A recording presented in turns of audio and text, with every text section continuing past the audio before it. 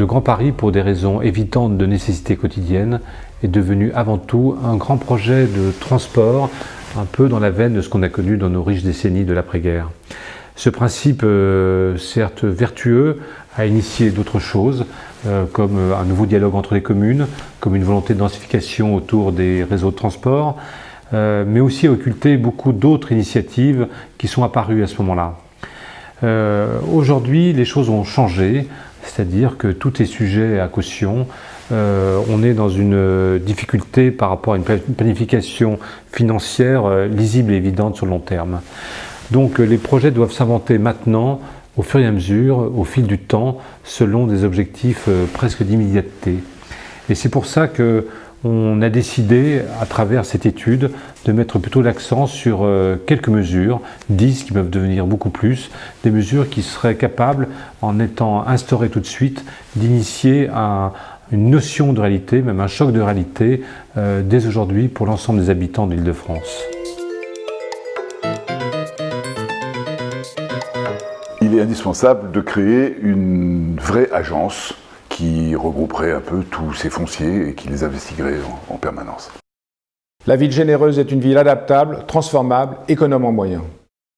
Ville et nature doivent entretenir une vraie complicité. Le commerce se développe sur les flux et les gares du Grand Paris sont une véritable opportunité. Nous réclamons plus de souplesse dans la programmation. Une des mesures d'urgence serait d'adopter une égalité de traitement financière pour tous les habitants, quelles que soient les communes. L'infrastructure est considérée comme un mal nécessaire, transformant-la en un bien partagé. Il faut absolument remettre le transport individuel comme élément essentiel dans la chaîne des mobilités. Le Grand Paris est devenu un événement populaire. Il faut sortir la IGP de ses murs et inventer l'Université libre du Grand Paris, capable de fédérer toutes les énergies qui se penchent sur ce sujet. Ça fait très longtemps qu'on a trouvé qu'il y avait du foncier dit invisible. C'est une appellation qui permet de parler de foncier en n'étant pas forcément un expert, de dire invisible, qui est souvent du foncier public, du foncier appartenant à l'État, aux collectivités locales, à la SNCF, etc. J'en passe. Et au fond, on se dit en toute tranquillité, c'est à nous tout ça, quoi, à nous, Français, quoi. Et on a compté précisément. On est arrivé jusqu'à 20 000 hectares. Après, on peut mettre même un coefficient de pondération, de marge d'erreur, et on trouve 10 000 hectares. Mais avec 10 000 hectares, on les fait, les logements de la région parisienne. Sur les sites même, sur les sites urbains même, sans picorer des terres agricoles. Je prends un exemple très simple, les grands ensembles ont une densité qui est inférieure à 1, quand le centre de Paris a une densité de 4,5. Donc on voit bien que la densité n'est pas l'ennemi. Mais dans les grands ensembles, vous avez des terrains considérables, par exemple, dévolus au parking. Et souvent, on se dit qu'on pourrait avoir des très belles maisons à la place des parkings, et puis on mettrait juste les voitures en dessous, comme on fait souvent. Il y a toute une stratégie à mettre en place qui exige, au fond, qu'on ait un organisme.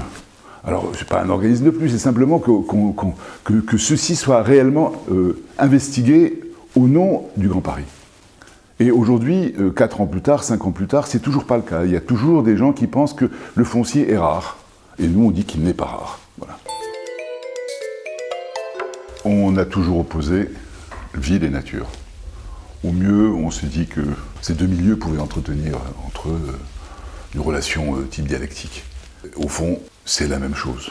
C'est le territoire qui nous appartient dans un pays comme le nôtre, quoi, où il y a une grande tradition de respect, de mise en évidence de la nature, c'est pour ça qu'on fait une grande partie du tourisme, et puis de la même manière, des villes exceptionnelles, et aussi ça fabrique toute l'attractivité de ce pays.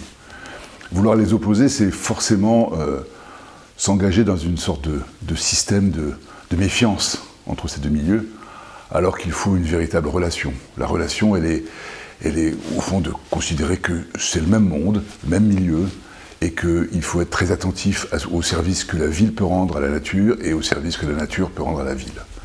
Ceci fabrique sans doute un urbanisme radicalement différent de celui qui consistait à concentrer dans un même point l'activité humaine, à savoir les villes, et de dépeupler les campagnes.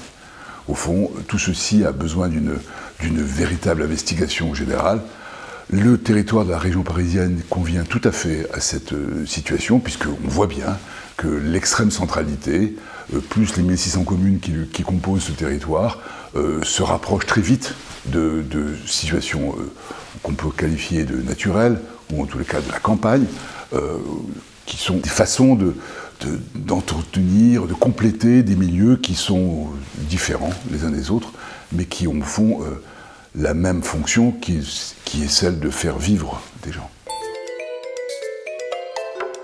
Dans les opérations d'aménagement, on a l'habitude de commercialiser des charges foncières pour des bureaux ou pour des logements. Très rarement des charges foncières qui permettraient de convenir aux deux, voire à convenir aussi à l'activité économique tout court. Je prends l'exemple du cluster Descartes à Marne-la-Vallée. Il y a un grand besoin de lieux de prolongement des études des différents chercheurs qui cherchent sur les questions environnementales. Et on voit bien qu'il est très difficile de proposer de l'activité économique au pied des immeubles. En général, on dit activité économique, artisanat, etc., cohabite pas très bien avec les immeubles d'habitation. Au fond, il faut retrouver ce qui est fréquent dans toutes les villes du monde, où le mélange des activités est la règle. C'est vrai notamment dans Paris, par exemple, où on voit bien comment cohabitent dans le même tissu urbain toutes sortes de choses qui peuvent apparaître contradictoires. Donc il est très important de trouver d'autres systèmes, notamment dans les systèmes constructifs, et d'autres façons d'essayer d'organiser une véritable mixité de toutes les fonctions.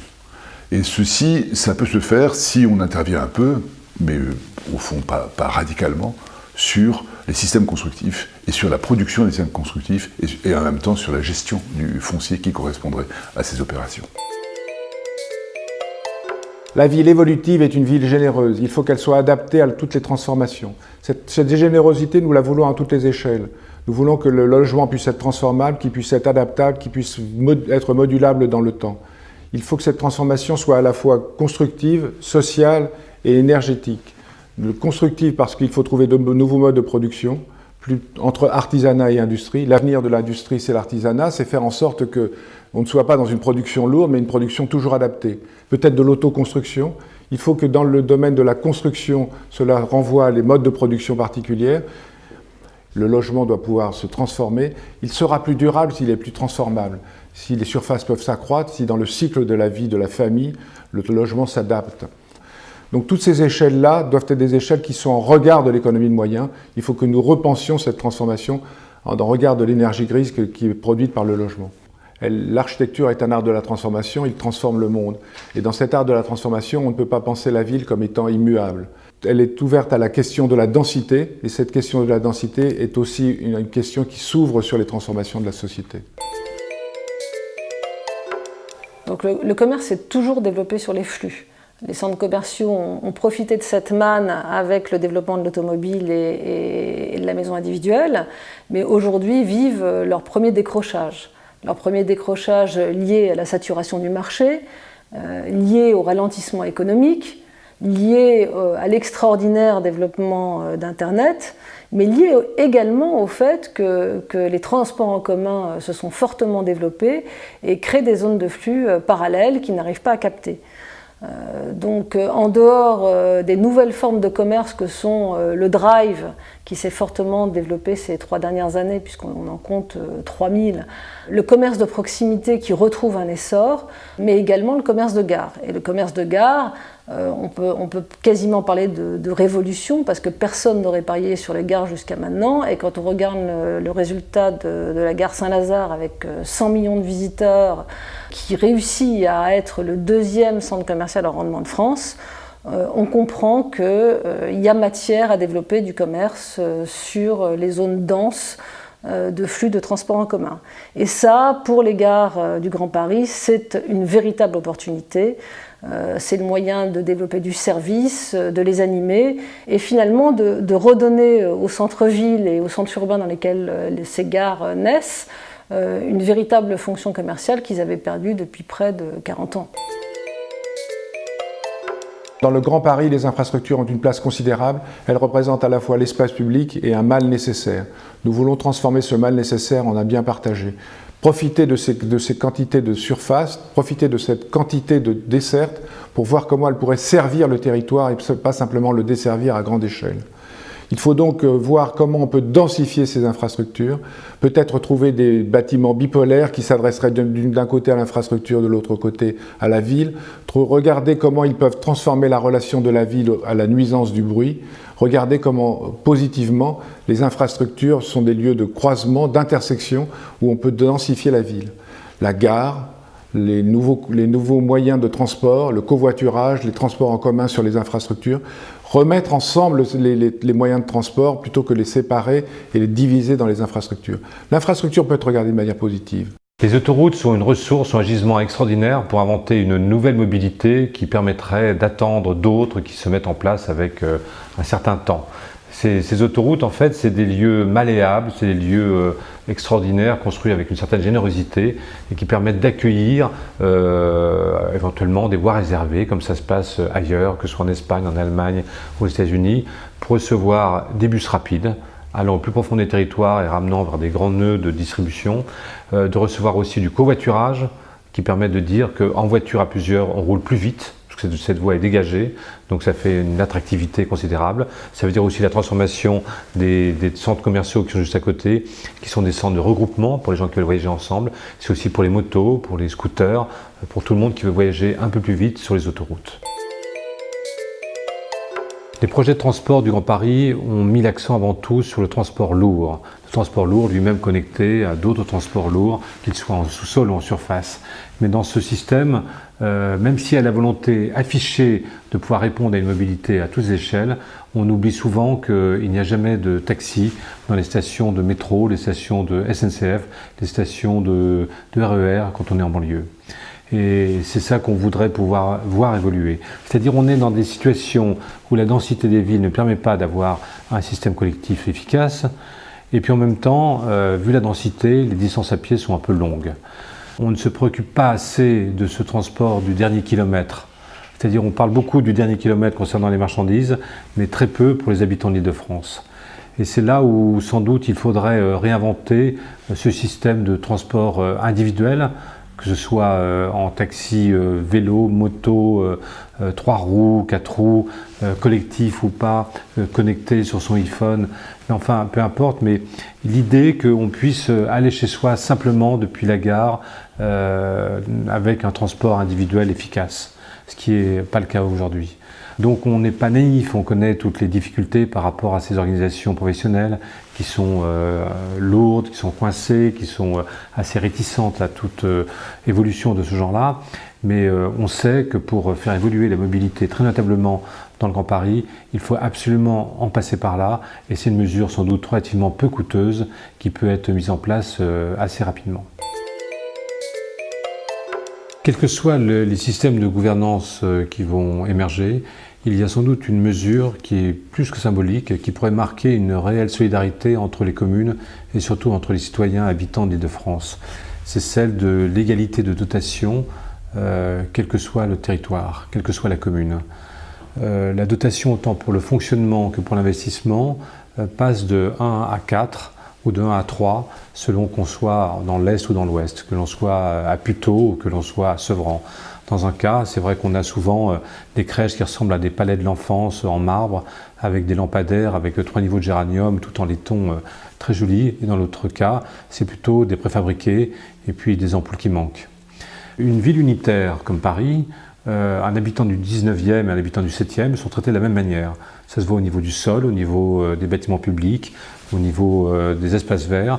Il y a une notion d'appartenance, d'entité qui est extrêmement claire.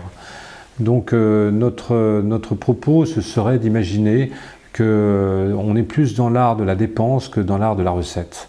Il ne s'agit pas de mettre les maires sous tutelle, mais d'être dans la notion d'intelligence de la dépense selon la commune. Chaque citoyen a son expérience ou sa vie chaotique et souvent plus difficile à l'est qu'à l'ouest. Donc au moins que la base, que le substrat soit commun à tout le monde. Et ceci pourrait être une mesure qui marquerait une certaine immédiateté dans l'existence du Grand Paris.